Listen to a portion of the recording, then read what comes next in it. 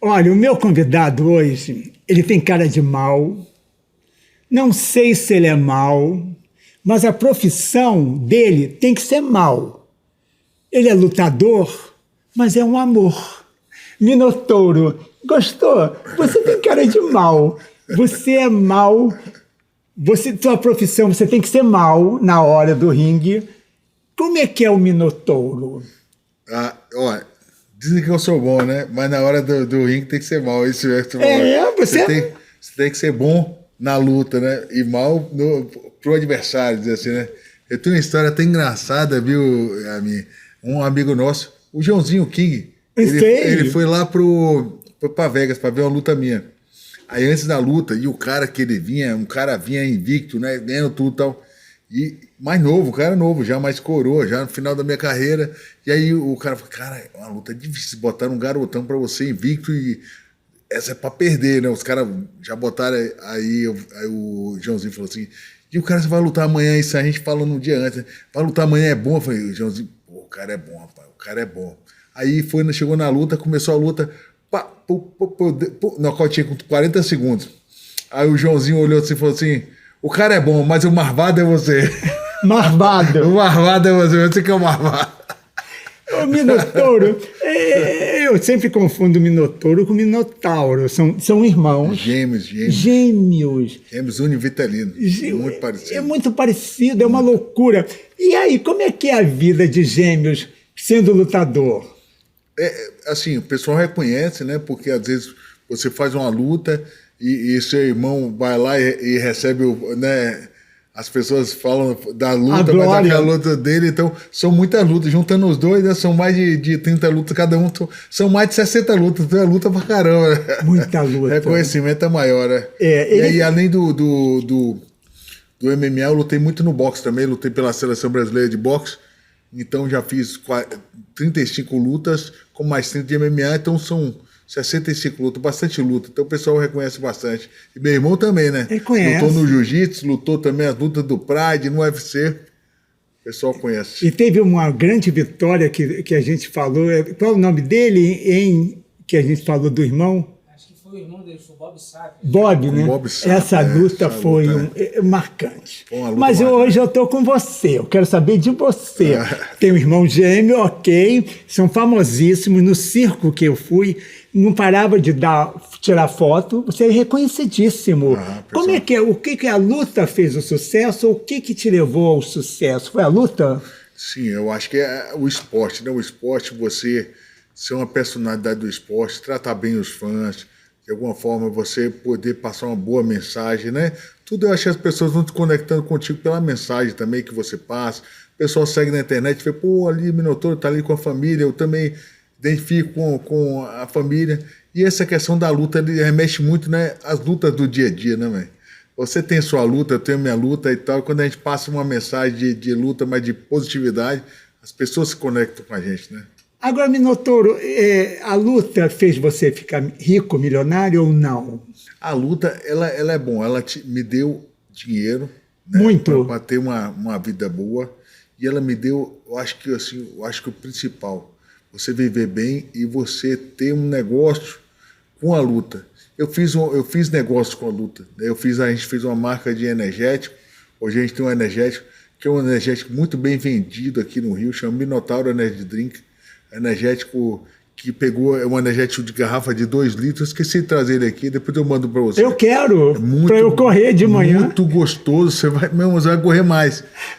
Eu adoro. Eu dei pro meu treinador, esse cara ganhou uma prova nesse dia. Eu falei, você vai ganhar essa prova? Eu dei para ele, o cara, a prova de bicicleta, uma prova difícil, o cara já 47 anos tomou e ganhou de menino novo. Que barato, e a fórmula foi sua? A gente desenvolveu essa fórmula lá no Sul, né, através de um químico, um amigo, e ele desenvolveu essa fórmula, ficou gostoso, a gente provou, né, ele foi trazendo muitas combinações, a gente provou, a gente hoje tem o tradicional, melancia, né? Tem o frutas tropicais, né? É um energético bacana, já tem 3 sabores. Estamos para lançar o de coco também agora. E você toma antes da luta? Toma, lógico, toma antes da luta, toma antes do treino também. É mesmo? Então quer dizer que dá onda. É bom, porque tem taurina e tem a cafeína. Sim. É como se você tomasse, assim, dizer assim, 5 cafés expresso e mais a taurina também, que é um outro estimulante. Então, juntando os dois, de manhã é bom te dar uma acendida. E o sabor dele é gostoso, amigo. Ele é gostoso de verdade. Eu quero experimentar. Prova lá, depois experimenta também. Eu vou trazer para Vai você me mandar? experimentar. Galera que está assistindo aí também, já tem lá aí na região serrana aí, com certeza você vai gostar. O Minotauro Energy Drink é uma garrafa de 2 litros, vocês vão adorar. E vende em qualquer lugar ou só nessas lojas específicas? Tá vendido, tá sendo vendido no Açaí, no Açaí, em várias redes de supermercado. Eu digo Açaí porque é um grande distribuidor, mas Pode em falar.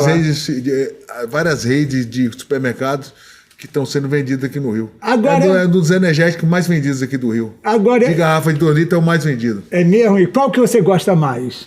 O de melancia? O que eu gosto mais é o tradicional. O tradicional? E é gosto de quê? O tradicional ele parece muito com o Red Bull. Ah, com o Red Bull? Parece muito com o Red Bull. Maravilha. Para mim é um energético que mais parece o gosto do Red Bull, só que o nosso é um pouquinho mais gostoso. Ai, que claro! E tem um também que é o Frutas Tropicais, que é um bem gostoso também. Então, voltando ao assunto aqui, o que a gente fez com o esporte foi trazer a luta, fazer outros negócios. A gente tem uma rede de academias da Tia Nogueira, então tem os nossos negócios. Qual é o nome? A Tia Nogueira é uma rede de academias que tem no Brasil, né? Tem em Dubai, tem academia fora do Brasil, tem nos Estados Unidos. A gente foi montando um negócio a partir da luta, né? A luta ela fez isso, a gente virou um trabalho. Então você fala assim, vocês são milionários. Não, hoje eu não posso me dar o luxo de parar de trabalhar, mas hoje a gente trabalha com o que a luta fez a gente ter, né? Então trouxe dinheiro e trouxe as empresas para a gente poder trabalhar e fazer isso aí. Mas você parou com a luta ou não? Hoje eu tô sem lutar, já parei com a luta, parei. Ah, parou? Então, quanto tempo? Tô 47 anos, né? Não parece. Eu acho 45 já é um limite do limite. Ah, é o limite da luta? Então, em 2020 eu parei de MMA, fiz uma luta ano passado, mas uma luta menor de boxe, naquele evento que o Popó lutou com o Whindersson Nunes. Eu lutei, fiz a luta antes da luta dele. Você fez a abertura? Fiz a abertura, fiz a luta. E ganhou? Ganhei, graças a Deus. Ganhei de um rapaz novo, de 36 anos. Que maravilha. E aí ganhei e tal. Mas, assim, você entrar nesse circuito da luta agora é mais difícil, porque com 47 você já não tem... Tem que tomar muito Minotauro de drink, né? Sim, é verdade. E teu irmão também se aposentou ou não? Parou, meu irmão parou bem antes, parou em 2015. Parou 5 anos antes. Agora, Minotauro, você é casado, tem 3 filhos, né? É um pai exemplar que levou os filhos no circo. Olha que maravilha, num sábado à tarde. Onde está? Quando eu vejo na plateia, está ele com a família. Como é você ser pai? Você quer que seus filhos sejam da luta ou não? Cara, os meninos gostam de lutar. Ah, gostam? Gostam de lutar. O meu mais velho gosta de jogar futebol. Quantos anos ele tem? O mais velho dos meninos. Tem um menino de 13 e o outro tem 4 e o outro tem 5. Não, fez 5 e o outro 6. Então, os dois fizeram aniversário agora, 5 e 6. Então o de 6 anos gosta de futebol. Aí eu falo com ele assim, você vai ser o que quando crescer? Antes ele gostava de andar de cavalo, ele cavaleiro e lutador. Aí agora ele acumulou cavaleiro, lutador e jogador de futebol. Que maravilha, ainda bem, eles vão decidir. Gosta dos esportes, né? Gosta dos esportes. Do esporte. O que te levou à luta? O que me levou à luta na época, minha mãe, ela tinha 5 filhos, né? Naquela época lá na Bahia o pessoal não gostava de televisão, né? Era só namorada e tal. Fiz 5 filhos. Aí a minha tia morreu da minha mãe e ela tinha 4 filhos. Ela teve um acidente, caiu o carro dela no bueiro do edifício garagem. O carro caiu, 3 ou 4 andares. O volante pegou no peito dela, ela morreu de uma hemorragia interna. O sangue pegou numa veia do coração. E aí o sangue, hemorragia no pulmão, e ela morreu assim falando. Aí antes de morrer, ela falou assim, chamou minha mãe, eu quero falar com a Marina e tal, que era a irmã mais nova que ela tinha. Ela falou, faz um favor a mim, eu quero que você cuide dos meus filhos e tal. Minha mãe pegou os 4 filhos, então nós ficamos em 9. 9 crianças dentro de casa. E nessas 9 crianças, minha mãe falou, vou botar todo mundo no esporte. Minha mãe é educadora física e tal. Que maravilha, E aí botou, foi a mãe. botou na luta, né, os homens e as meninas para fazer parte de dança e aula de sapateado. Minha mãe tinha uma academia de dança e de musculação. Aí fez isso, aí ela foi montando esse negócio do esporte. E aí a gente, já mais velho, né, sempre envolvido. Minha irmã continuou com a academia dela e a gente começou a dar aula lá na Bahia. Meu irmão foi para os Estados Unidos, começou a dar aula nos Estados Unidos, eu dando aula aqui no Rio. Depois eu fui dar aula nos Estados Unidos e aí entramos no MMA. Né? Mas começou com a minha mãe, a gente com 3 anos de idade. Que maravilha. E como é que é entrar no MMA? O que tem que fazer para quem está nos assistindo, que gosta de luta e quer ser um lutador do MMA? O que o cara tem que fazer? O cara, para fazer MMA, ele tem que estar focado, né? Por quê? Porque como se fosse um triatlo. Né? Você tem que no triatlo você tem que pedalar, correr e nadar. Né? Então você tem que fazer várias atividades e que não são atividades parecidas. Na luta MMA você tem que fazer jiu-jitsu, que é a parte só de solo. Você tem que fazer a parte de wrestling, que é de queda, ou judô. Você tem que fazer boxe. Você tem que fazer muay thai. E tem que ter uma noçãozinha de karatê ou de capoeira, de alguma parte de chute, ou do muay thai pelo menos, mas tem que ser fera de chute. Então você tem que fazer aí 3 ou 4 modalidades, no mínimo. Então você tem que ter um triatleta do negócio. Então você tem que treinar aí 2 treinos por dia, 2 ou 3 treinos por dia, 6 dias na semana. Então treinar bastante. Então a dica que eu dou é que você procure uma boa academia de Muay Thai, né, que é uma luta boa, básica em pé. Tem no jiu-jitsu a parte de solo.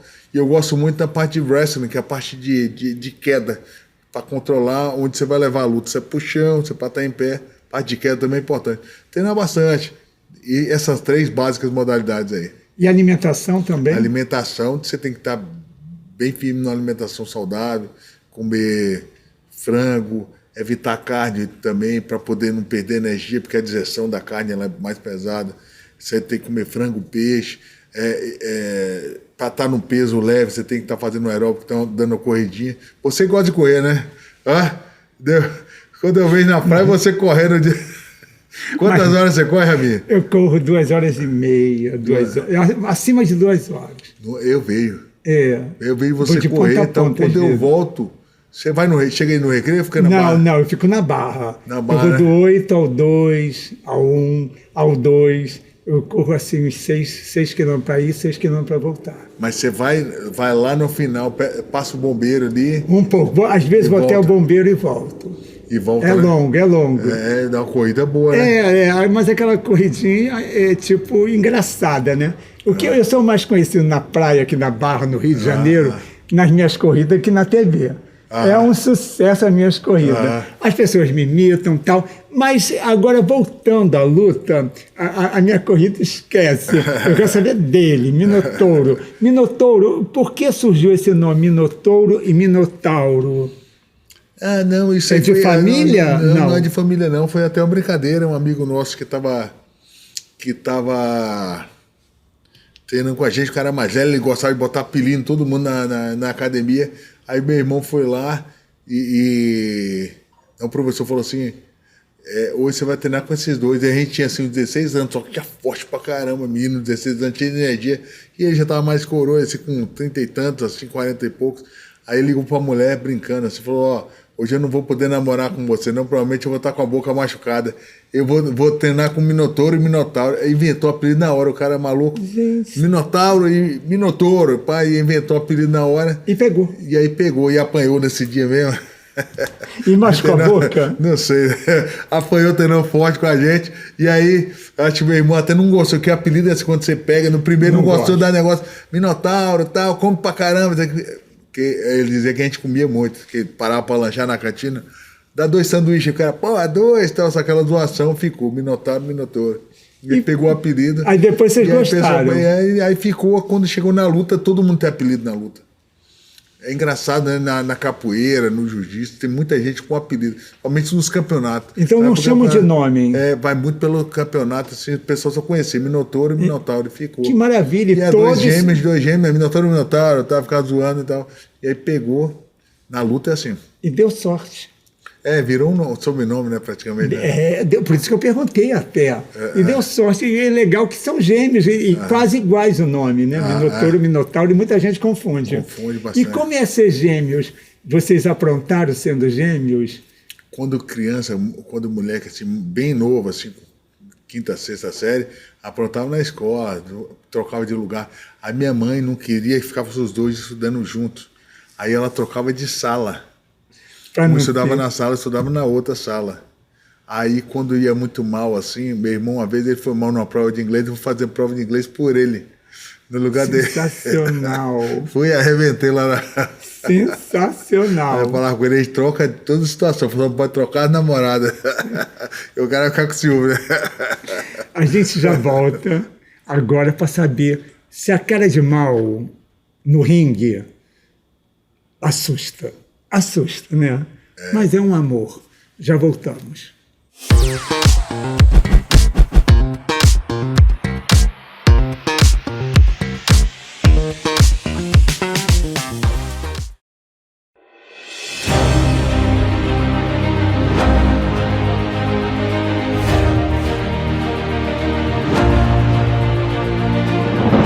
Não é jornalismo de direita, é jornalismo direito. Correio Petropolitano. Tudo que seu jornal não deveria ter deixado de ser. Todos os dias, em uma banca perto de você.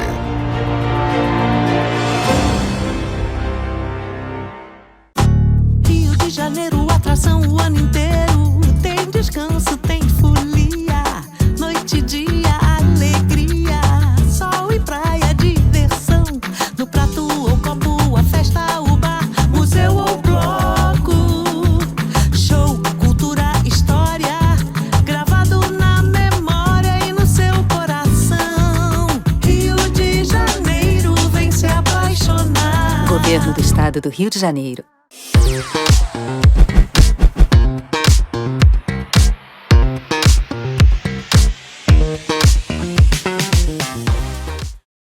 Voltamos, é rápido, né? Eu quero saber se a cara de mal, vamos supor que eu esteja no ringue, estou eu.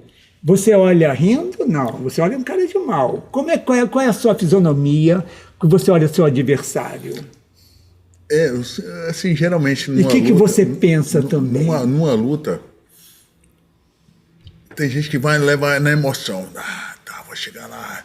E na emoção, e assim, um dos sentimentos que mais estimulam as pessoas é a raiva mesmo. A raiva, você alimentar uma raiva, você te estimula. Pode ser ter alguém te sacaneando, só de raiva eu vou fazer isso, né? Acontece isso, você não pensa, sim, só de raiva eu vou mostrar que eu posso também e tal. Só que a raiva na hora da situação da luta, ela te traz uma emoção, e essa emoção pode te deixar burro. Dizer assim, na hora você não raciocinar e fazer a técnica que você tem que fazer. Então você... Por exemplo, você vai dar um soco, você tem que deixar o outro aqui em cima, porque ele vai bater de lá também. Então, na hora da raiva, você joga de qualquer jeito, você não pensa muito. E quando você coloca essa emoção da raiva, na pesagem, com raiva, você leva esse personagem para a luta também. Porque aí chega na hora, você faz com raiva, você leva isso muito a sério. Então é bom você fazer uma cara de mal, porque ele vê que é uma coisa séria. E o adversário tem que ver uma coisa séria, que na hora... Mas você não pode levar muito essa raiva lá dentro do ringue para toda situação, porque você pode perder a cabeça e começar a não pensar e não usar a técnica certa. Então... Porque para cada distância você tem uma técnica. Para cada, por exemplo, eu estou aqui mais perto, eu dou um soco reto. Se eu estiver curtinho, eu tenho que dar um soco cruzado com a mão virada. Se você estiver um pouquinho mais longe, o cruzado é com a mão assim. E se eu der virada, ele não alcança você. Então, eu tenho que pensar, está nessa distância aqui, vai esse golpe. Nessa de cá, quando você está com raiva, você não pensa, só quer sair dando. Sair batendo. Então, você não pode levar. Você tem que mostrar sério, mas não levar muita raiva para dentro da hora da luta, para não perder raciocínio. Então, a luta, praticamente, é um jogo, aqui né? Você ganhou, é um jogo técnico. Jogo técnico, total. Tem que ter técnica. Total. Então, não adianta ter raiva. Não. Nem ódio. Não. Você pode Mas até você já entrou com raiva? Sim, e se deu mal? Lógico. E se deu mal? Isso dá mal. Você aprende, né? Você aprende. Claro, aprende apanhando. Aprende no meio de uma situação, você aprende, né? Agora me diz um negócio, eu quero saber o seguinte.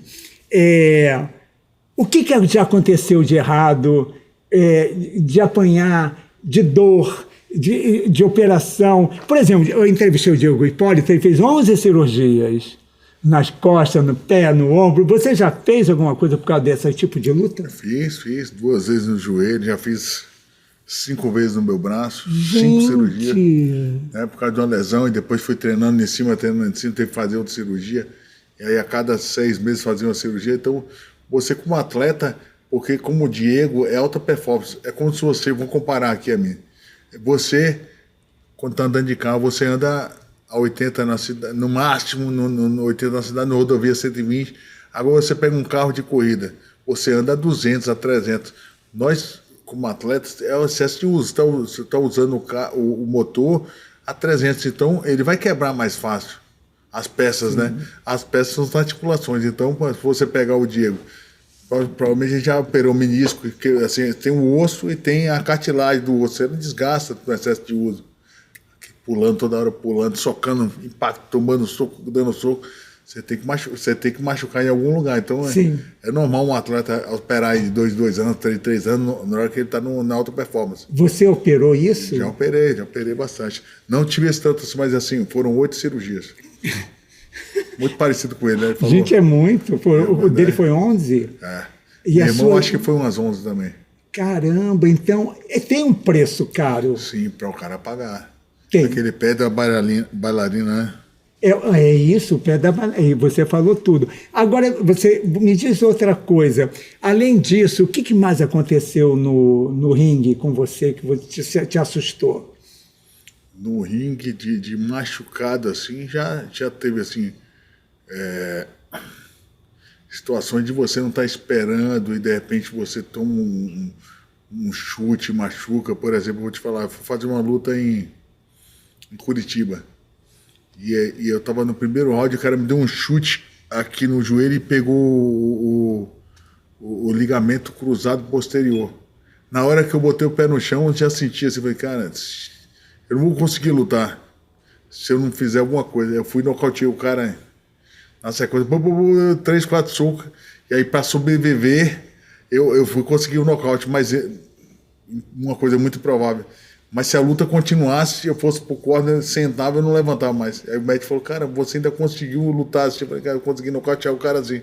Mas coisas que acontecem, que pode acontecer na luta. Se um chute, acabou a luta. Foi isso que aconteceu comigo. Mas a sorte minha é que eu consegui acabar a luta... Antes da dor. Antes da dor, de sentar no corner. Se eu tivesse sentado, não levantava mais. É o sangue quente. O sangue quente, é. O nariz é flácido? O nariz, ele tem que estar mole essa articulação. Tem gente que quebra. Eu não quebrei exatamente, mas já saiu do lugar algumas vezes. Porque... Mas vale a pena. Mas isso é quando você entra numa vida profissional, né? Sim. Você treinar aí 4, 5 horas por dia fazendo isso aí da vida. E eu fiz isso com 20 anos de idade, então eu estou 47, 25 anos fazendo. Você lutou 25 anos? Lutei 25 anos. Profissional, né? Sim. Vivia disso, né? E quais foram os glamour das lutas que você já teve? Os campeonatos? O glamour, assim, foi lutar no Pride, né? Tá no Pride, na época do Japão, onde o Pride era um evento mais top do mundo na época, o Pride, que era, antes do UFC, era o maior evento do mundo. A gente lutou lá durante 8 anos, né, de 2001 a 2000, não, 7 anos, até 2000 no Japão. No Japão? Você morou lá então, quase? A gente quase, né, porque ia para lá praticamente de 2 meses. Então, e tinha 6 entradas por ano lá, então ficava lá, às vezes ficava 15 dias, então praticamente passava aí 15 dias aqui, um mês aqui, 15 dias no Japão, um mês aqui, 15 dias no Japão, durante 7 anos aí, fazendo isso na vida. E essa também... época foi uma época muito boa. No UFC também foi ótimo, o UFC de Las Vegas, né? Morei lá fora, morei nos Estados Unidos, morei em Miami, morei em San Diego, ali na Califórnia. Pegou uma época boa também do UFC, no início ali, 2008, 2009, 2010. E quando o UFC chegou no Brasil foi muito bom pra gente também, porque o UFC explodiu em 2011 até 2015 ali, eu digo que foi uma grande fase do UFC aqui no Brasil, porque estava começando, né?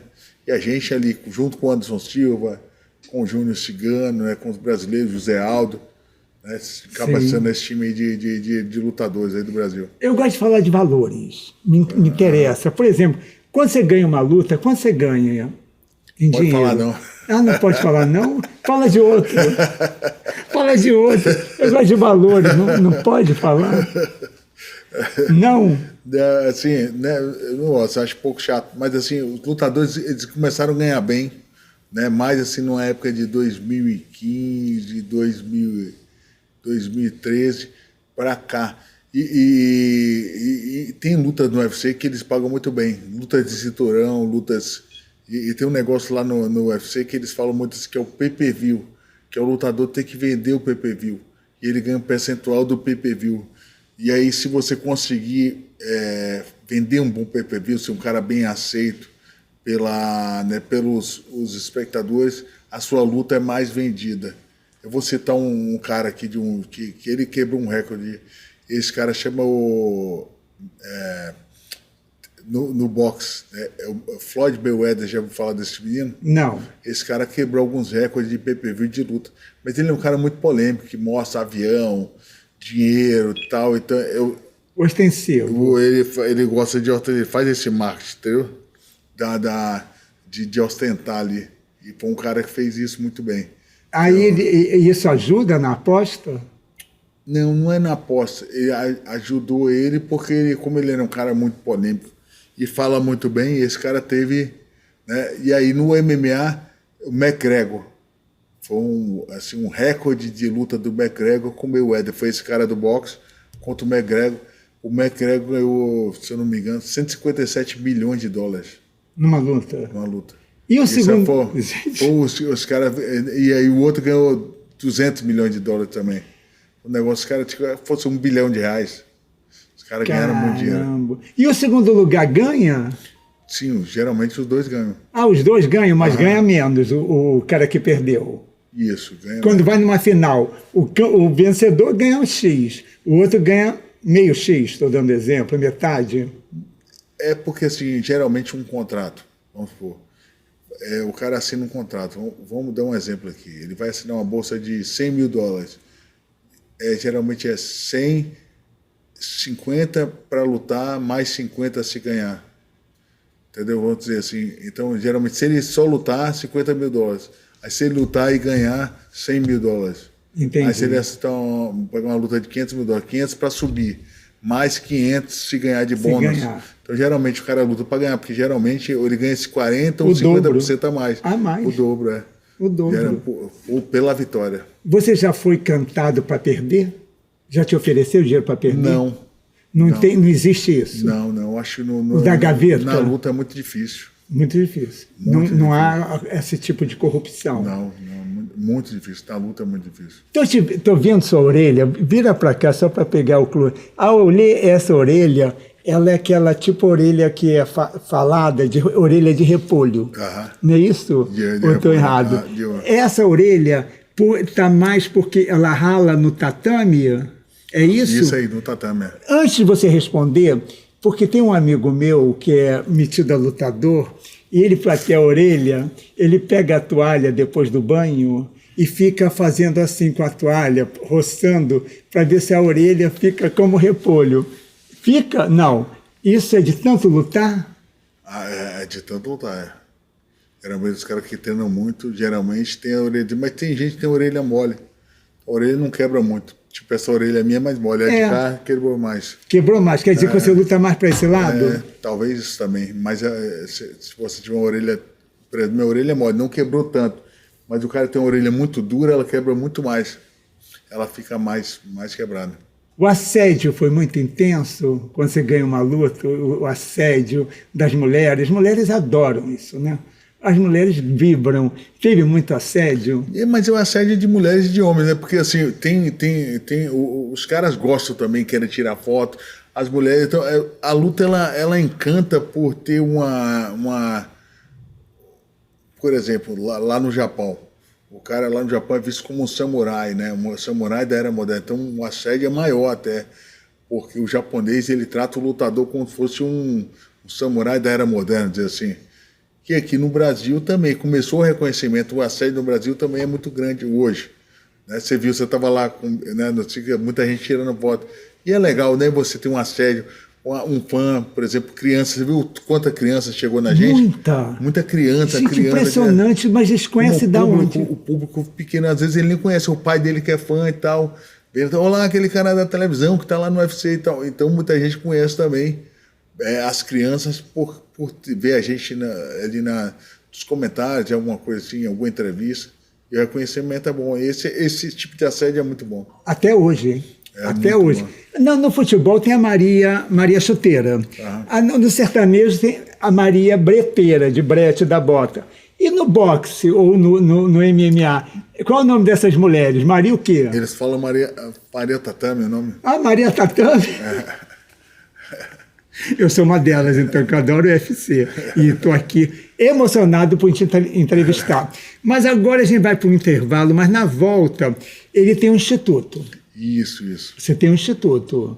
Isso é maravilhoso. E você trouxe o mentor do instituto? O nosso parceiro, que é um cara que toma conta, é o administrador do instituto, junto comigo nessa batida há mais de 10 anos, né, 12 anos aí comigo no instituto, encabeçando os projetos. Não é um trabalho fácil, né? A gente tem que ter pessoas de confiança que saibam fazer esse negócio. Porque fazer o social, você trabalhar com patrocínio, é um órgão que ele é privado e meio público, você também consegue umas verbas de prefeitura, de público, você levar a oportunidade para crianças carentes, para praticarem esporte, alimento para a família, todo esse... a gente fala que é a oportunidade que o governo, às vezes o Estado não consegue ter braço para ir lá, a gente consegue fazer, porque a gente é especialista no esporte. Então o Renan faz um grande trabalho com a gente já há muitos anos. Queria chamar ele aí para poder falar. Claro, depois do intervalo, você está curioso, vai ter mais entrevista, tem um monte de perguntas, está chegando muitas perguntas aqui do povo daí de Teresópolis, Petrópolis, Partido Alferes. Muito obrigado pela audiência, mas vou trazer, você está curioso para saber qual é o instituto? Quem que cuida do instituto junto com ele? É agora, após o comercial. Não sai daí, não.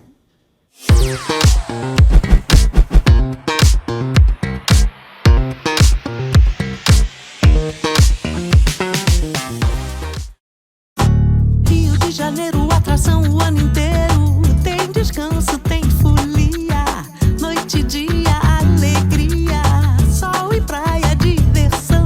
No prato ou copo, a festa, o bar, museu ou bloco. Show, cultura, história. Gravado na memória e no seu coração. Rio de Janeiro, vem se apaixonar. Governo do Estado do Rio de Janeiro.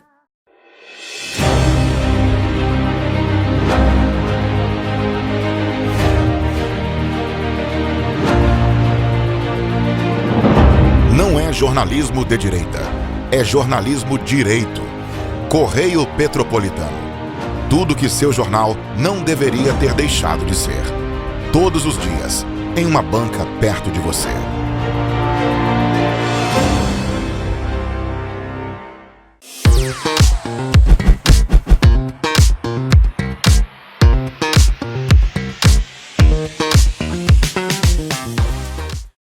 Voltamos agora com o Renan Schneider, do Minotouro. O Renan é do... Nosso Instituto Irmão Nogueira, o cara que toma conta, o diretor do Instituto Irmão Nogueira. Eu quero saber desse instituto, quem está nos assistindo, o que o Instituto faz em prol de quê, para quê e como é que é? Olha, o Instituto... Bem-vindo, antes de mais nada. Obrigado por nos receber e poder falar um pouquinho do nosso trabalho. O Instituto ele nasceu em 2010, foi fundado a instituição sem fins lucrativos. Nasceu assim de uma grande vontade de ter uma contrapartida para a sociedade de todo o sucesso, né, galgado pelos dois irmãos. E como a academia que eles treinavam ficava dentro de uma comunidade, eles resolveram realmente dar de retorno para essa comunidade que acolheram eles ali, de ter esse centro de treinamento, botar realmente as crianças para treinar, tá? Aí depois disso, depois que nós fundamos o Instituto, nós escrevemos nosso primeiro projeto de lei de incentivo em 2013, tá? Nessa época, realmente, eu trabalhava com o Rodrigo, mas não trabalhava diretamente no Instituto, na qual eu comecei as atividades do Instituto. Nós fizemos esse projeto, que foi um projeto captado por ICMS, onde foram assistidos 500 crianças nas comunidades de Manguinho, Terreirão, Nova Iguaçu e Alemão. Tá? Depois, nós finalizamos esse projeto em 2016. Nós conseguimos um convênio com a Secretaria de Esportes do Estado do Rio de Janeiro para a gente poder assistir 1.000 crianças. Esse projeto ele perdurou por 3 anos e meio, foi titulado, graças a Deus, como um dos melhores projetos da Secretaria do Estado do Rio de Janeiro. Tá? O projeto foi muito bom. Foi muito bom, Nós conseguimos impactar muitas vidas através desse projeto. Na realidade, nós temos um núcleo lá em Nova Iguaçu, na qual ele trabalha muito essa questão assim, de dependentes de drogas, de jovens que já estão envolvidos com crime. Tá? De que a idade, só queria saber, qual a idade que esse instituto abraça? Olha, isso... E onde fica, né, também. Exato. A sede do instituto, a matriz, fica aqui no Casa Shopping. Só que como o instituto... Na Barra, mas isso fica o escritório administrativo dele. O instituto... Fica a gente, nas comunidades? Nas comunidades, exato. Não, na verdade é o seguinte, a gente escreve um projeto dizendo tal cidade a gente vai pôr o instituto. Na hora que a gente consegue captar aquele fomento, o que a gente faz? A gente procura as secretarias de esportes, ou então, no caso hoje, que a gente tem executado bastante projetos em parceria com as secretarias de educação, a gente faz todo esse apanhado aonde a administração, as secretarias querem assistir, e a gente vai e implementa esses núcleos, tá entendendo? Então, assim, hoje, no dia de hoje, a gente, assim, passou já dessa fase de só botar essas crianças para praticar esportes. A gente realmente desenvolveu uma metodologia no decorrer desses anos que a gente foca muito no seguinte: a gente usa o esporte como ferramenta de captação. Aquela criança, ela vai ali com o objetivo de realmente de treinar uma artes marciais, como um boxe, um jiu-jitsu, e através desse momento que a gente tem com essas crianças, com esses jovens, a gente insere diariamente pílulas de transformações. A gente desenvolve um tema de disciplina, de autocontrole, de trabalho em equipe. Isso é desenvolvido 12 temas durante o prazo de um ano, e esses professores, eles são altamente treinados, eles passam por um treinamento. Antes de ter contato com essas crianças, nós treinamos esses professores de artes marciais para eles virarem agentes sociais. Eles têm 2 funções nesses projetos: ensinar artes marciais, mas focado em implementar a nossa metodologia, porque o nosso objetivo, aliás, de ser realmente um legado de 2 campeões, e realmente que se os participantes tiverem timbre para luta, se quiserem realmente galgar essa carreira de luta, ou então quiser ser um professor, ele tem essa oportunidade. Mas hoje o nosso objetivo como instituto, como realmente contrapartida para a sociedade, é a gente realmente trabalhar a evasão escolar, aumentar o índice das notas nas escolas e ensinar a nossa metodologia através do esporte. Qual o nome do instituto? Instituto Irmãos Nogueira. Irmãos Nogueira. Os dois irmãos, o Rodrigo e o Rogério. O nome, qual é o teu nome, então, Minotauro? Rogério Nogueira e o Rogério Nogueira. Então, você não usou Minotauro nem Minotouro no nome do instituto? Vocês preferiram usar o nome... Nogueira. Irmãos Nogueira. Irmãos Nogueira. Interessante. Por que você não bota o nome, no teu nome, o Minotouro, que te deu tanto sucesso? Você podia botar, como por exemplo, a Gal, a falecida Gal, o nome dela é Maria da Graça, mas ela botou antes Gal. Entendeu? Para você ser reconhecido na passagem aérea. em lugares que você vai nesse instituto, tem que botar um minotauro. Não é verdade? Mas agora, voltando qual é a faixa etária? Qualquer uma faixa etária que você, quando você bota a ideia no papel, quando você vai numa comunidade ou em algum lugar que chamem vocês, por exemplo, a região serrana pode chamar vocês, de repente, para fazer isso. A faixa etária qual é? Olha, isso depende de projeto para projeto. Existem os projetos de participação, que esse projeto ele pode assistir indivíduos de 6 anos de idade até sem idade pré-estipulada. E existe o outro projeto que é um projeto educacional, que aí realmente nós temos que pegar as crianças que estão em fase de escola, que são de 6 a 18 anos de idade. Ele pode entrar até no ano que vai fazer 18. Então, assim, isso depende de projeto para projeto. Então, A idade começa aqui quando? A idade para você ver que o cara já decidiu ser um lutador. Qual foi a idade que determinou a sua ida à luta? Adolescência, né? Eu achei adolescência 12, 13. 12, 13. 12 você até acha que 15 anos. essa das crianças é 12, 13 Sim, também? sim. Ou antes ou depois? Não, a maioria dos meninos, né? Na maioria, quando gosta da luta, na verdade, assim, a gente já consegue identificar. E você vai no instituto? Vai, eles são muito você vai lá? participativos. Não, E dá aula também? Vamos. Luta com as crianças? Inaugurações. Vai em inauguração, a gente faz visitas periódicas. Como são muitos núcleos, na verdade não dá para ir sempre em todos. Sim, né? cidade Mas diferente. assim, festa de Dia das Crianças, inauguração, visitas semestrais e bimestrais, tá entendendo? Exame de faixa. É ele e o irmão dele. Quando não vão os dois, vai um ou outro. E né? já tem algum vocês já estão há quantos anos?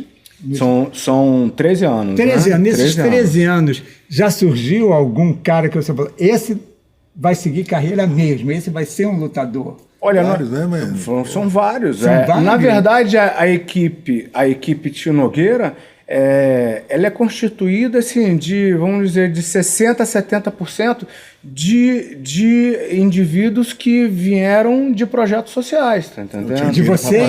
Não tinha dinheiro para pagar. Alguns nossos, mas alguns das cidades deles, do bairro deles, mas que frequentaram um projeto social. Tá E aí vem bater aqui no Rio e a gente bota um lugar para ficar, para morar, comida, patrocínio, dá um jeito e tal. E aí esse menino segue uma carreira como um atleta. Você levou muito atleta para fora do Brasil, o atleta que chegou aqui no Rio veio de projeto social, né, de Quari, da Amazonas, né, e veio de onde de lá para cá. Pedindo oportunidade. Pedindo oportunidade e não tinha dinheiro para comer. A gente colocou aqui, já mandou lutas internacionais, esses meninos aí que vieram de alguns institutos. Então, quem está nos assistindo agora, que quer fazer isso, como o cara de Manaus, garotos de outros lugares, que precisa de ajuda no segmento de luta. Eu não estou falando de ajuda monetária, nem nada disso, no segmento do esporte, não é isso? Isso.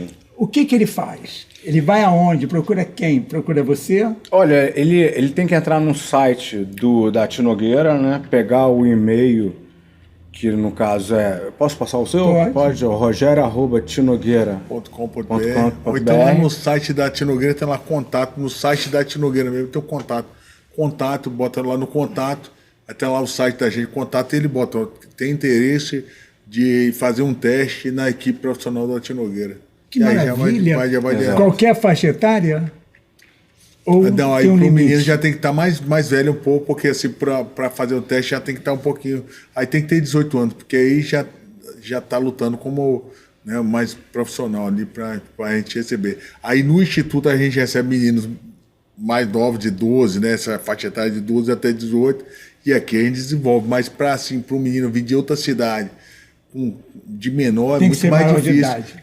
Porque como é que vai? Tem que ter autorização da mãe, vai lutar MMA, tem que ter autorização da mãe, vai morar onde, vai ficar onde, para a gente poder receber de menor, assim, é muito mais difícil. Aí tem que ter um cara já com 18 anos, que ele consegue, né, passar por aquilo ali, buscar patrocínio, algumas coisas assim, que eu acho que é mais fácil Ele escreve um e-mail, deixa os dados dele, aí o professor vai e faz uma triagem para poder pegar e chamar. E ali ele indicar, pintou a luta, 65 quilos o menino dá. Você quer fazer essa luta? Então vamos fazer um teste. Foi assim o de Assis, né? O de Assis foi assim, ele estava lá em Quari, no interior lá de Manaus. O cara ligou, você tem ideia, amigo? É 2 dias de barco, o cara chegar na cidade de Manaus. De Amazonas, estava lá 2 dias de barco para chegar em Manaus. Ele ligou, falou, cara, quero a oportunidade. Aí o cara falou, esse menino é bom. Eu falei, pô, véio, tem uma luta aqui, mas ele não vai querer, porque tem que vir pro Rio. Tem que arrumar um patrocínio de passagem e tal. E eu falei, tem uma luta aqui. Aí liguei para ele e falei, tem essa luta aqui e você pode fazer um teste aqui na academia. Aí só vi ele, falou com a mãe, vai fazer um teste e tal.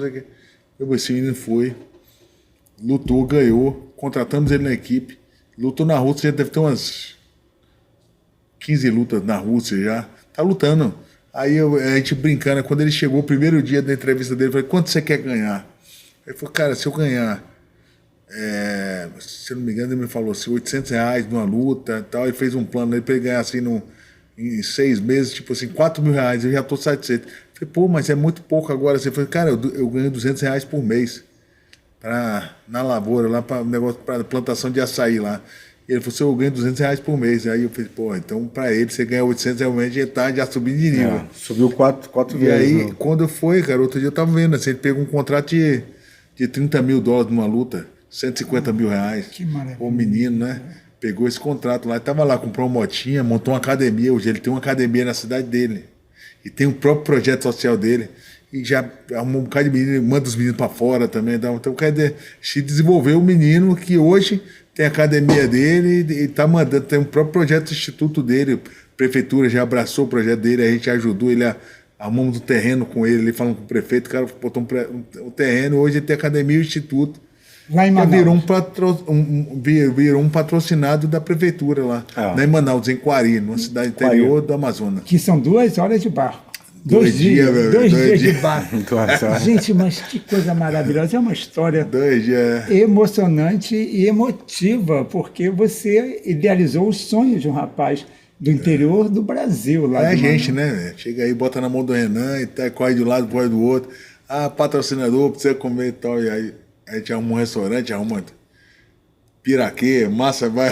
Não, pode falar, macarrão, quem ajuda. O cara da piraquê abraçou. Foi 5 anos de macarrão, massa, biscoito. Então você tem que encontrar essas marcas parceiras, tem que encontrar esses parceiros, né? Para poder apoiar esses institutos. Porque na hora, assim, o menino precisa dele, precisa vir, ele precisa de passagem, ele precisa de comida, precisa pagar treinador, ele precisa pagar fisioterapia e tal. E aí a gente vai conseguindo os patrocínios para eles. Quando vê, botamos esse menino na Rússia, agora ele já não precisa mais dessa estrutura, que é uma estrutura toda patrocinada. Aí ele entra sozinho com as próprias pernas. Esse é o intuito, né? Você traz ele, mas também chega um momento que você tem que largar ele e ele consegue seguir o caminho dele. Nem todos conseguem ter essa carreira que o de Assis tem, né, Ana? Mas, que ele teve, né, que está tendo até hoje. Mas alguns desistem, né, porque não conseguem, né, não conseguem o número de vitórias. Mas a intenção da gente é que a gente, como a gente nesse instituto aí, nesse projeto que o Renan fez com 1.000 crianças, a gente já botou nesse período de 4 anos, mais de 5.000 crianças já treinaram nesse projeto. Exato. Mais de 5.000 crianças. São 5.000 famílias assistidas. Né? Várias famílias a gente mandou cesta básica, mandou macarrão, mandou biscoito e tal. Então, de alguma forma, a família também está sendo assistida nesse projeto, né? Abraçada. Renan, me diz um negócio. Você é lutador? Eu treino, mas eu não sou lutador. Não é tão cara. É careca também, ó, que nem eu. Ó. Meu irmão gêmeo. Irmão gêmeo. Pra careca não é igual. Não somos lutadores. Agora, Renan, é difícil ou não? Por exemplo, eles são famosos internacionalmente, campeões mundiais.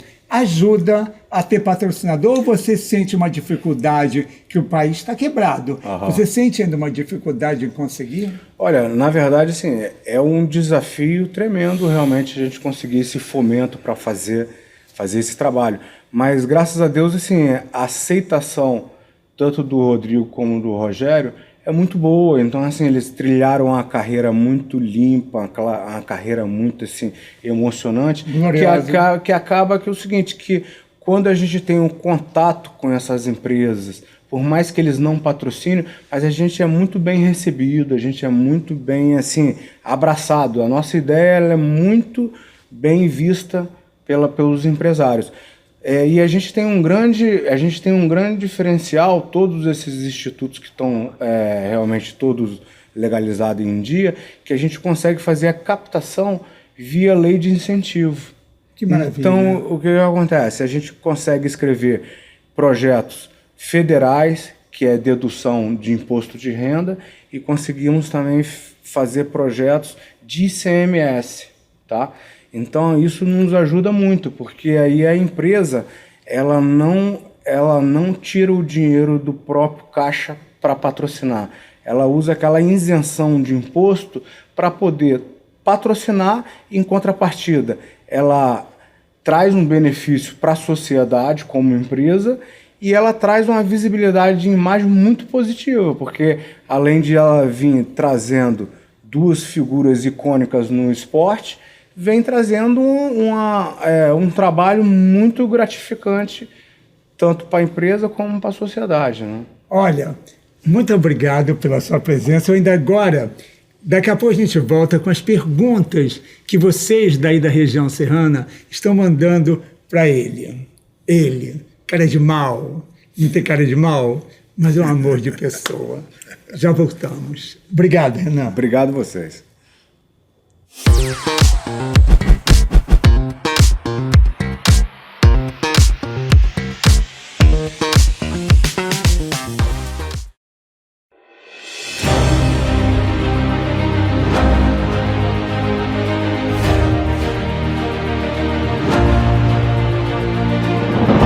Não é jornalismo de direita, é jornalismo direito.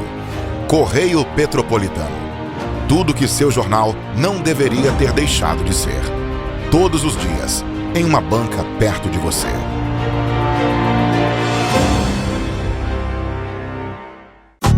Rio de Janeiro, atração o ano inteiro. Tem descanso, tem folia. Noite e dia, alegria. Sol e praia, diversão.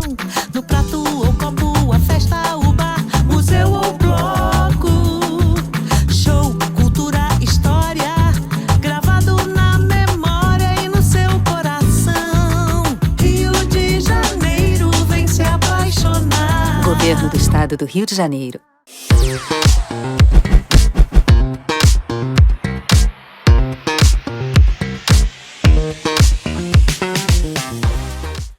Voltamos.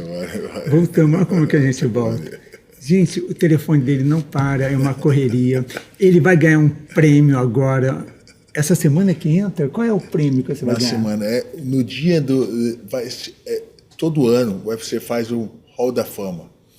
E ele premia aí uns Hall da Fama do UFC. Você tem ideia, assim, brasileiros tem pouco. Tem meu irmão, tem o Shogun, acho que o Royce Gracie, se eu não me engano.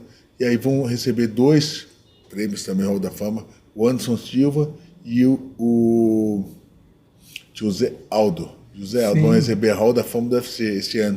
E a gente vai receber uma premiação muito bacana. Aí, meu irmão, o melhor projeto social de esporte, né, do ano. Né? Maravilha! E aí, o primeiro projeto de esporte, social de esporte, que a gente vai estar recebendo aí do UFC do Brasil, né? E a gente está recebendo um prêmio, que é um troféu, e aí eles vão fazer uma doação para a gente comprar tatame, kimono aí para essa criançada. Que vão ser maravilha. $25 mil, eu acho que ele vai dar. E onde vai ser o prêmio? 120, lá em Las Vegas. Em Las Vegas? Estamos indo na quarta-feira para receber esse prêmio aí e trazer nessa premiação para poder comprar esses tatames, kimonos. O mais difícil, né, para a gente consegue quando a gente quer abrir um projeto, por exemplo, vamos abrir um projeto para 200 crianças. Então a gente tem que ter aí pelo menos aí 200 peças de tatame, né? E aí começa tatame, kimono para todo mundo. O kimono não é barato, o kimono é R$250 um kimono. Então você tem que ter aí para cada criança 2 kimonos, né? Porque lava e tal, suja. Então aí já é um custo, né, para poder estar mantendo salário de professor. A gente acredita também que existe muitos voluntários, né? Como eu sou um voluntário, mas o professor ter ali o horário de trabalho dele, aí pinta uma situação que ele arruma um emprego. ele vai ter que optar pelo emprego dele. Então ele vai deixar a mãe e o filho lá esperando lá na hora. Então o professor, a gente acredita muito que a gente tem que remunerar o professor.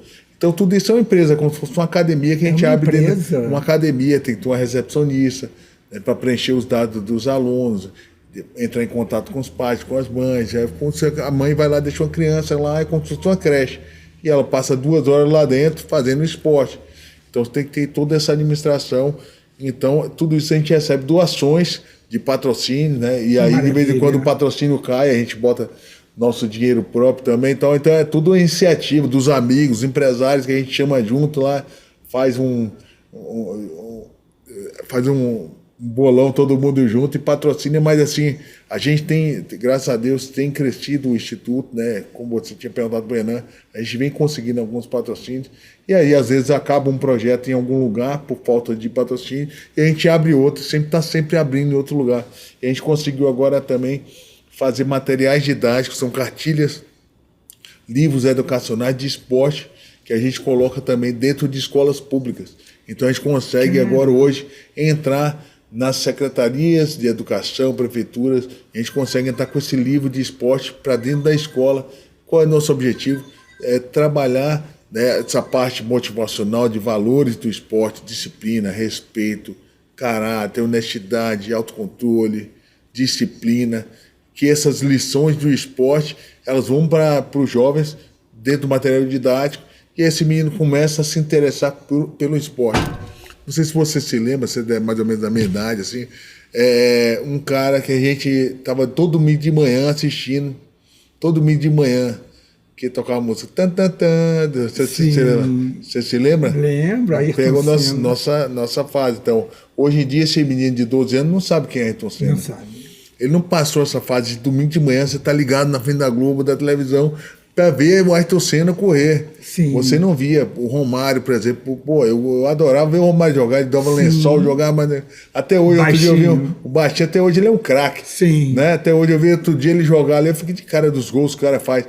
E eu ficava vendo o Romário jogar, eu ia lá muita gente Globo, conhece ele como político agora. Como política, então ele não sabe a história do esporte. Então, nesses materiais, o que a gente tem? Você escreve, você manda tudo isso? Também a gente escreve, os ídolos, eles atraem esse menino. Se você pegar, por exemplo, a época do Gustavo Kirten, as quadras de tênis aqui, tudo cheia. Sim. Hoje em dia tem, mas já não tem. Mas foi o cara que precisou da... Né, o César Cielo também, da natação, Gustavo Borges da natação. Surf. Do surf, agora o Medina está vindo uma onda de surfista por causa do campeão.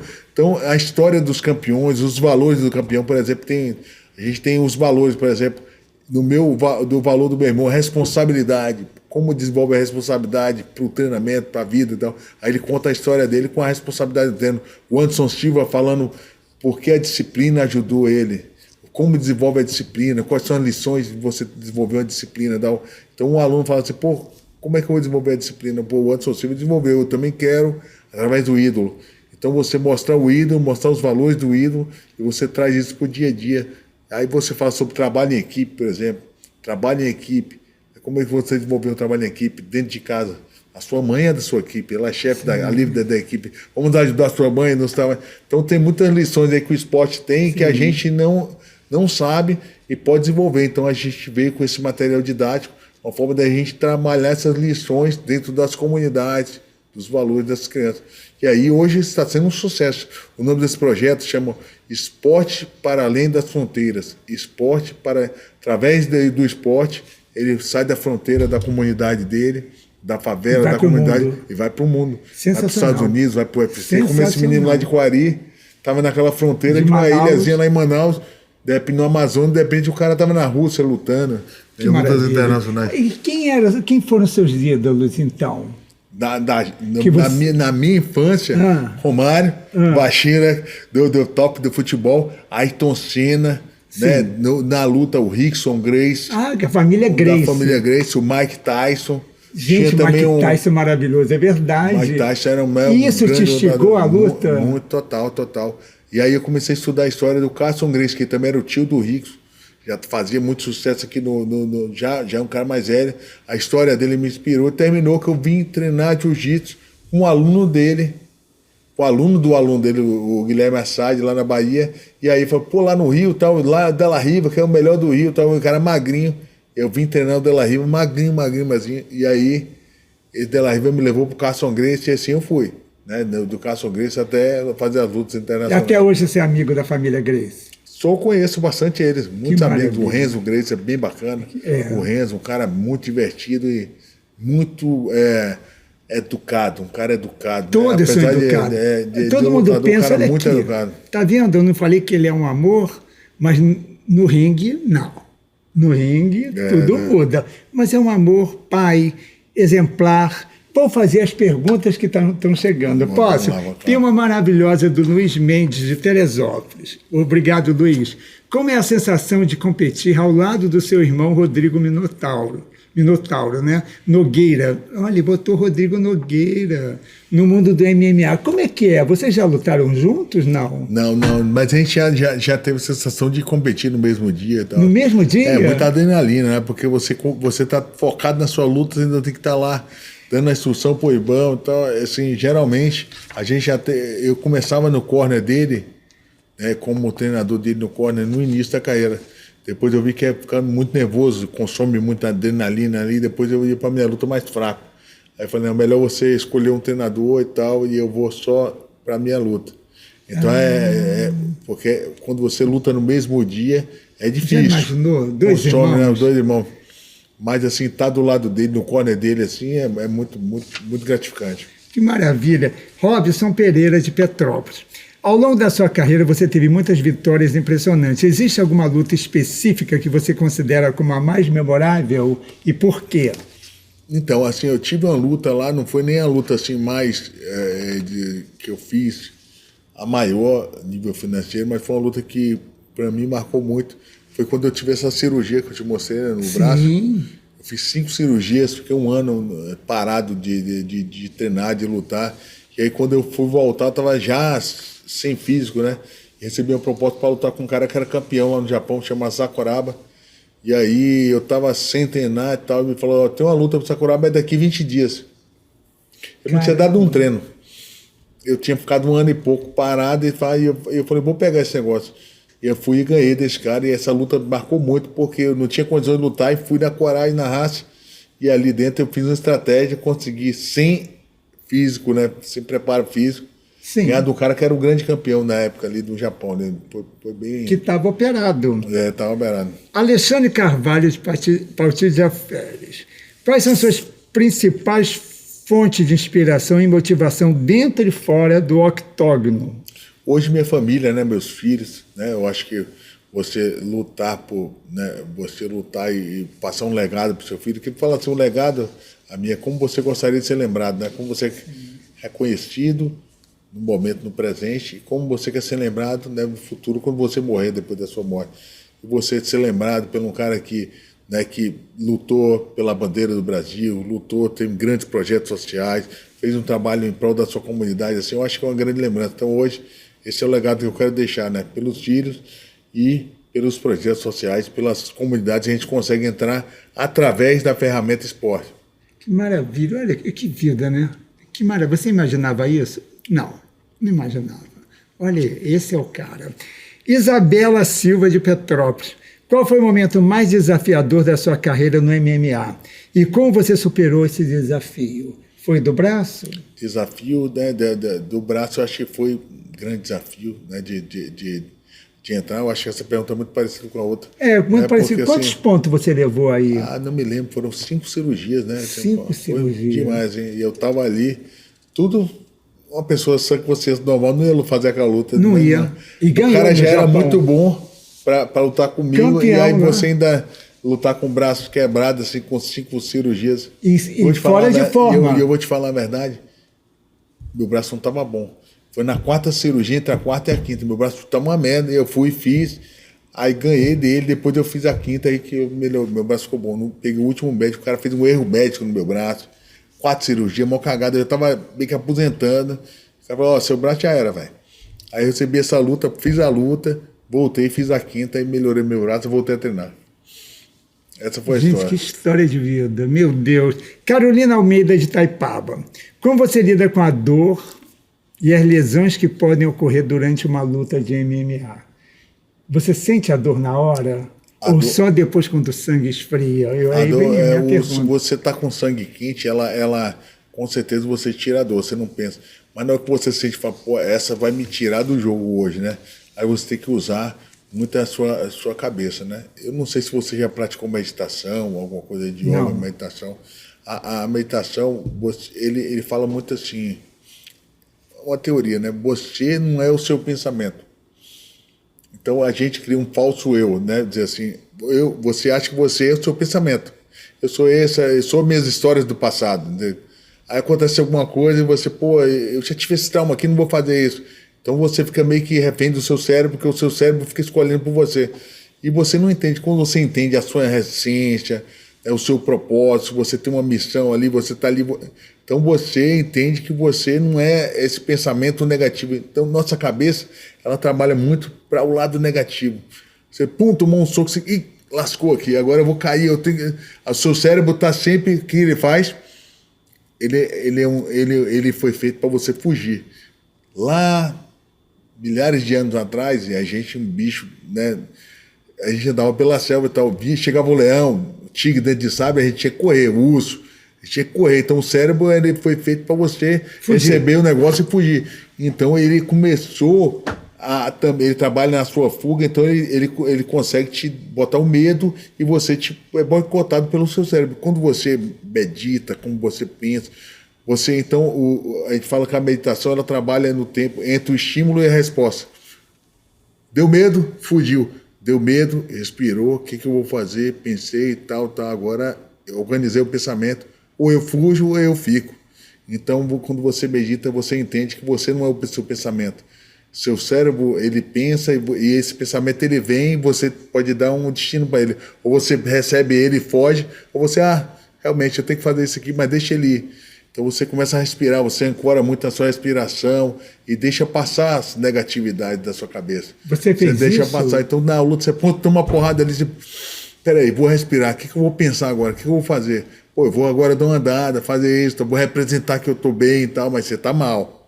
Representar aqui e tal, é uma peça, você está na minha representação, em cima do palco do teatro ali. Vou representar que eu estou bem, mas eu estou mal ali, tonto.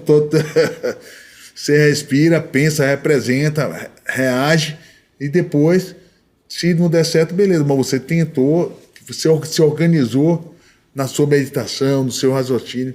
A luta ela é muito raciocínio, então você tem que raciocinar. Se você medita, você tem um pensamento mais organizado, não um estímulo rápido. Você recebeu medo e foge. Você recebeu medo, peraí, calma aí, eu estou com medo, mas o que eu vou fazer agora para reagir? Então sensacional. Isso até para a vida toda. Para a vida toda. Você recebe qualquer coisa. Eu falo muito dessa a meditação ajuda, cara. Você lutando, você tá é uma hora que você está ali dentro da academia treinando. É uma hora que você está pensando, superando seus limites. É uma hora que você não está focado nos seus compromissos. Está focado no seu objetivo. Então você tem muita coisa de medo, de compromisso, de coisa de desespero que você calma lá, peraí, calma. Você às vezes o lutador fala, vocês são calmos demais. Não é calmo demais, você, muitas horas treinando, você começa a ser mais controlado, não é calmo, você é controlado. Sensacional, isso para a vida toda. Foi uma aula aqui de meditação, de controle, mas baiano ele é baiano. De autocontrole, né? Baiano tem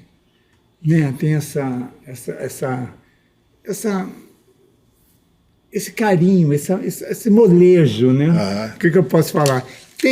Olha, tem o Edgar de Teresópolis, vou fazer a pergunta, mas ele já falou tudo. Quais são os seus planos e metas futuras? Para a gente terminar, ali na câmera 1, você pode falar quais são os seus planos e metas futuros no MMA. Você falou que está aposentado, mas quais são os seus planos? O que você vai fazer hoje, agora? Os nossos maiores planos é desenvolver esse projeto, né, do Instituto Ivon Nogueira, o projeto educacional do esporte para além das fronteiras. Nosso objetivo em pouco tempo a gente está com 100 mil crianças treinando, né, arte marcial. Maravilha. E não só arte marcial, o esporte, basquete, vôlei, futebol, né, outros esportes dentro das escolas com esse material didático, dando instrução, né, trabalhar com as famílias, né, botar as famílias para incentivar essas crianças a fazerem o esporte. Eu acho que esses são os planos futuros da gente, desenvolver o Instituto de uma forma que a gente tenha a forma representativa mesmo no Brasil todo. Olha, muito obrigado, fiquei honrado com a sua presença aqui pelo convite, na TVC. Realmente, espero que vocês tenham gostado, que eu amei, mas com certeza todo mundo gostou. É um projeto de vida vitorioso e maravilhoso. Né? Todo mundo pensa que lutador é aquela pessoa agressiva. Olha o carinho, o amor e a paz que esse cara passou pra gente. Até a próxima.